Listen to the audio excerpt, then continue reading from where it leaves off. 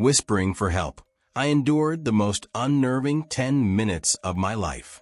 During this time, I neither heard nor saw anything from the supply room, which only intensified my fear. Strangely, the man never emerged to confront me. When 2 police officers finally arrived and entered the gas station, I quietly informed them about the man's location. They searched the room while I remained at the front, shocked when they came out with no one else. The man had vanished. Watery shoe prints surrounded the back door, but outside, fresh tracks in the snow led straight into the dark, empty field that extended for miles.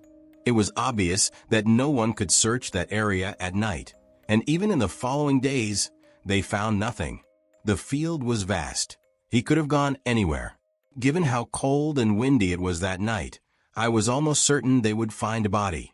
The SUV was taken in for further investigation, but for some reason, there was no record of ownership. This left us with only the details from that night, and the identity of the man, as well as his intentions, remains unsolved. I still wonder where he is now. I worked at a small restaurant in an outlet shopping center during my high school years, alongside my older brother. We were both waiters, but since the restaurant was small, we often helped with dishes, deliveries, or whatever was needed. After a year, my brother graduated and chose to go to college, so he quit, while I continued working there. This incident occurred a few months before I left the job. It was a Friday, and I was working a later shift than usual. The restaurant was open until midnight, but due to school, I typically left by 8 or 9. That night, I was scheduled to close with the manager. Everything was normal, with the pace slowing down by 8, and a few customers picking up orders for the rest of the evening. At 10:30, my manager received a phone call for a delivery. By 11 o'clock, I was driving out of the parking lot. The address on the receipt was only 8 minutes away, but a couple of minutes into my drive, my manager called again. I answered immediately, thinking the order might have been canceled, but the customer had given the wrong address.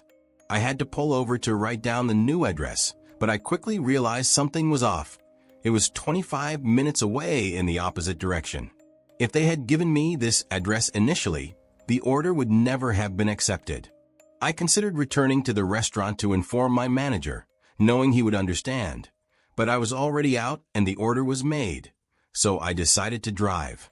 The roads were fairly empty at that time of night, but as I continued, they became even more desolate. I found myself on the outskirts of town, where buildings and houses gave way to grassy fields and trees. When I arrived at the new address, I saw a row of houses with their lights off. A few had porch lights on, but the overall atmosphere felt eerie. These houses were not particularly nice. They were all single-story, box-style homes. I pulled up to the designated house and parked on the side. As I approached the door with the food, I felt an unsettling sense of dread. It was quiet outside, and with no streetlights and minimal house lighting, it was very dark. I knocked on the door and waited, but a full minute passed with no response. Growing uneasy, I set the bag down and turned to walk back to my car. They hadn't paid yet, but the food was likely cold and useless to me anyway. Just then I noticed a man standing right behind my car, leaning over as if looking into the window. I froze. The man looked up at me, and although I could barely make out his face, he appeared older. "Do you need something?" I asked, but he didn't move. I repeated the question, but he remained silent. My unease grew, so I glanced around but only saw trees in the darkness.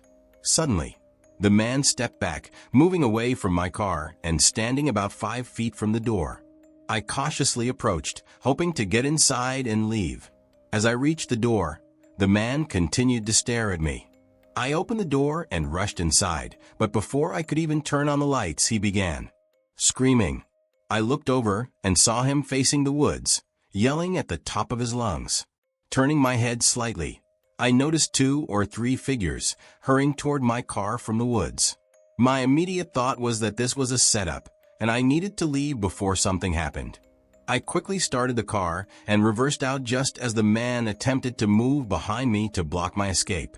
I sped away, hearing the group of men yelling as I drove off. The police were called, but not much could be found. The house I was supposed to deliver to turned out to be vacant.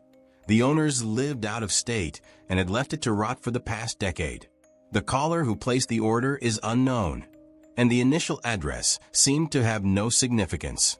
The identities and intentions of the group remain a mystery, and I will probably wonder about it for the rest of my life.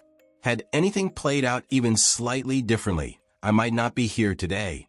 In my 20s, I worked as an overnight lead at a local retail store with about 8 or 9 locations. Most nights, I had an overnight stalker to help, but it wasn't uncommon for me to work the entire shift alone. The store was not very large, so it was a relatively low-pressure environment. On one of those quiet nights, I was alone and working at a steady pace. I loaded up some boxes and moved into the aisles to start stocking. My mind wandered as I worked, and I was lost in thought when a loud knock at the front entrance startled me. I almost didn't register what it was at first, but when I did, confusion set in. I heard another knock, loud enough to echo through the store.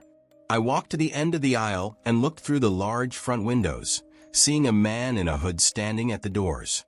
"We're closed and won't open until 8 a.m., I said through the glass. The man looked at me, but didn't respond. I pointed at the sign on the door and repeated, "We're closed, sorry." He continued to stare for a few seconds before turning and walking away. I watched him until he disappeared from view, but it seemed he hadn't parked anywhere. The whole encounter was odd, but I assumed he was just at the wrong place. I went back to stocking shelves, eventually forgetting about the man. By 2 a.m., I had completed half of the aisles and was ready to take my lunch break. I left the boxes where they were and headed to the break room on the other end of the building. I spent about half an hour there before tossing the rest of my lunch and returning to work. As I walked through the store toward the aisle I was working on, I suddenly froze. A man was walking past the other end of the aisle, seemingly unaware of my presence. Fear surged through me as I listened intently. I heard his footsteps moving toward the side of the building where I had just come from. I quickly moved into the aisle and hid behind the shelves. The footsteps seemed to head toward the break room, but just before I could leave the aisle to get help, I heard the man sprinting out of the room. His footsteps echoed through the store, growing closer. I ran to the other end of the aisle, frantically trying to unlock the front door with trembling hands. The man appeared at the far end of the aisle just as I finally got the door open. As I stepped outside, I caught a bright flash in my peripheral vision and heard a deafening pop that made my ears ring. A gunshot. I didn't know where it landed, but I sprinted for my life around the building. I made it to my car and hid in the back seat as I called 911. From what I know, the man didn't follow me outside. He was gone by the time the police arrived. They found the back door busted open, with heavy tools lying next to it. Their most terrifying discovery was a bullet hole next to the front doors. Why the man broke in and targeted me remains a mystery. The police speculated it might have been a mental breakdown, as there was no apparent reason for him to focus on me specifically other than my being alone. I no longer worked there, but for years after that incident, I was on edge every single night,